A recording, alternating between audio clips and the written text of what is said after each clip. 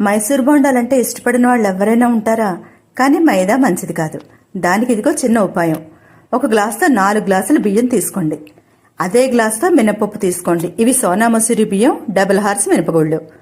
Ration బియ్యంతో అయితే నేను ఎప్పుడూ పిండి పట్టించలేదు. ఇవి చక్కగా ఎండబెట్టుకుని మెత్తగా మిల్లులో పిండి పట్టించుకోండి. కడగనవసరం లేదు. మనకి ఎప్పుడైనా సరే మైసూర్ బోండా తినాలనిపించినప్పుడు అలా ఈ పిండిని చక్కగా పుల్లటి మజ్జిగలో కలుపుకొని ఒక 6-7 గంటలు పిండి నానితే చాలా బాగా వస్తాయి. మైదా పిండి తినాల్సిన అవసరం ఉండదు. అయ్యో రుచిని మిస్ అవుతున్నామేమో అన్న బాధ కూడా ఉండదు. నేనైతే మధ్యాహ్నం 2 అయిందండి కలిపేసరికి పిండి. రాత్రి 7:30కి అలా వేసాననుకోండి. ఈ పిండి మల్టీపర్పస్ అండి. అట్లు పోసుకోవచ్చు, చిట్టుపూరులు ఇలా చేసుకోవచ్చు.